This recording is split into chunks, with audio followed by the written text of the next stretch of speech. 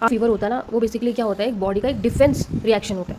ठीक है, फीवर क्या होता है, एक डिफेंस रिएक्शन होता है। जब बॉडी को लगता है कि कोई इन्फेक्शन जो होता है बॉडी को बेसिकली हार्म कर रहा है, तो बॉडी क्या करता है, अपना जो टेम्परेचर होता है वो इंटेंशनली क्या करता है, बढ़ा देता है। ठीक है, इंटेंशनली इसीलिए बढ़ाता है ताकि जो भी डिजीज़ पैदा करने वाले जो भी बैक्टीरिया या वायरस है उनसे फाइट करने में उनको हेल्प मिले, क्योंकि बैक्टीरिया कुछ ऐसे होते हैं बेसिकली जो ज़्यादा टेम्परेचर सहन नहीं कर पाएंगे तो वो किल हो सकते हैं। तो इसलिए बॉडी खुद के डिफेंस के लिए फीवर क्रिएट करती है।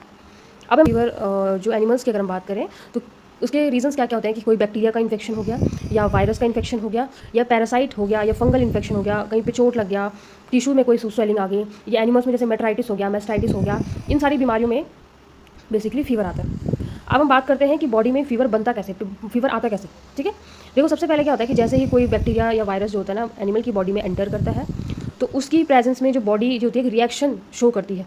ठीक है, और वो रिएक्शन जो होती है ना, जो सेल्स होती हैं बॉडी के अंदर, जो डिफेंस सेल्स होती है जैसे मैक्रोफेजेस हो गया, मोनोसाइट सेल्स हो गई, जो भी WBCs होती हैं, वो इस चीज़ को रिकॉग्नाइज कर लेती है कि बॉडी में कोई फॉरेन ऑर्गेनिज्म जो है एंटर किया। फिर उसके बाद क्या होता है कि जो भी ये डिफेंस सेल्स होती हैं, जो भी WBCs होती हैं, वो वो जो होती हैं WBCs वगैरह जो होती हैं, वो एक पायरोजन क्या करती है, रिलीज़ करती है। ठीक है, तो पायरोजन बेसिकली क्या होता है, पायरोजन जो होता है एक सिग्नल होता है, फीवर को क्रिएट करने के लिए एक सिग्नल देता है। ठीक है, पायरोजन क्या करता है, एक सिग्नल देता है कि चलो जल्दी से बॉडी में फीवर क्रिएट करो, क्योंकि जो फॉरेन पार्टिकल्स है वो बॉडी में एंटर कर चुके हैं, और इसलिए बॉडी का जो टेम्परेचर है वो बढ़ाना है ताकि वो फॉरेन पार्टिकल जो है वो सर्वाइव ना कर सकें, उनकी ग्रोथ जो है कम हो जाए। अब जैसे ही ये सेल्स पायरोजन रिलीज करती हैं, तो फिर ये पायरोजन क्या करता है, ब्रेन में जाके हाइपोथैलेमस तक पहुंचते हैं। ठीक है, पायरोजन देखो कैसे फीवर क्रिएट कर रहे हैं, पायरोजन जो होता है ब्रेन में जाके हाइपोथैलेमस तक पहुंचते हैं। हाइपोथैलेमस तक पहुंचने के बाद वो वहाँ क्या करते हैं, एक COX-2 एंजाइम होता है जिसको COX हम कहते हैं, एक COX-2 एंजाइम होता है जिसका फुल फॉर्म होता है साइक्लोऑक्सीजनेज एंजाइम। हाइपोथैलेमस तक ये पायरोजन जो होते हैं वो पहुंचते हैं, और वहाँ वो COX एंजाइम को एक्टिवेट बेसिकली हो जाते हैं।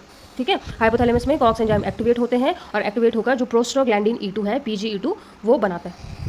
आपको समझ आ रहा है प्रोसेस, किसी फॉरेन बैक्टीरिया या फॉरेन वायरस जो है उसने बॉडी में एंटर किया, बॉडी की जो डिफेंस सेल्स है उनको पता लग गया कि कोई फॉरेन पार्टिकल आया है, तो बॉडी की जो डिफेंस सेल्स है वो तुरंत से पायरोजन रिलीज करती हैं। वो पायरोजन जो होता है हाइपोथैलेमस तक पहुँचते हैं, और वहाँ पर वो COX एंजाइम को एक्टिव करके PGE2 जो है वो बनाता है।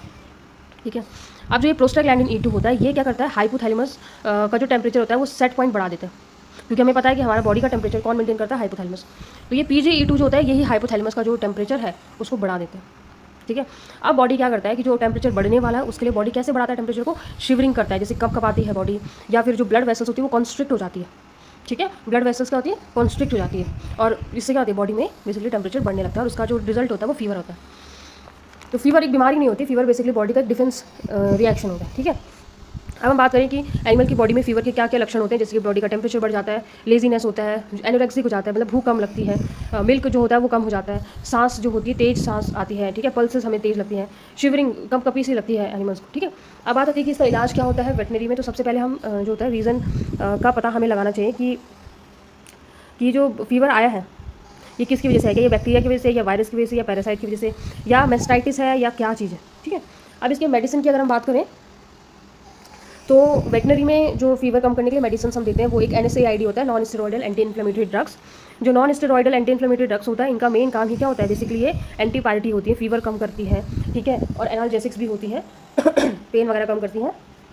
तो NSAID के कुछ एग्जांपल जैसे मेलॉक्सिकैम हो गया, फ्लूनिक्सिन मैग्लूमिन हो गया, कीटोप्रोफेन हो गया, एनाल्जिन हो गया, ये सारे फीवर को कम करने वाली मेडिसिन होती हैं वेटनरी में। ठीक है, ये मेडिसिन जिनके नाम मैंने अभी लिए, ये बेसिकली इनका मेन काम क्या होता है, ये फीवर कैसे कम करते हैं। ये क्या करते हैं कि हाइपोथैलेमस में जो COX एंजाइम था, ठीक है, जो COX एंजाइम क्या कर रहा था, जो प्रोस्टाग्लैंडिन बना रहा था जिससे कि फीवर हो रहा था, वो इस COX एंजाइम को रोककर प्रोस्टाग्लैंडिन का जो बनना है उसको कम कर देता है, जिससे प्रोस्टाग्लैंडिन कम बनेगा तो बॉडी जिससे जो होता है जिसमें कि बॉडी का फीवर और पेन जो होता है बॉडी में कम हो जाता है। ठीक है, तो जो हमने ये दवाई दी है एनिमल को, तो वो तो हमने फीवर कम करने के लिए, लेकिन अभी भी जिसकी वजह से फीवर हुआ है वो किल नहीं हुआ है, उसके लिए हमें अलग से और सप्लीमेंट देना पड़ेगा, उसके लिए हमें एंटीबायोटिक्स देनी पड़ेंगी अगर बैक्टीरिया की वजह से हुआ है, अगर पैरासाइट की वजह से तो एंटीप्रोटोजोल कुछ मेडिसिन देनी पड़ेंगी।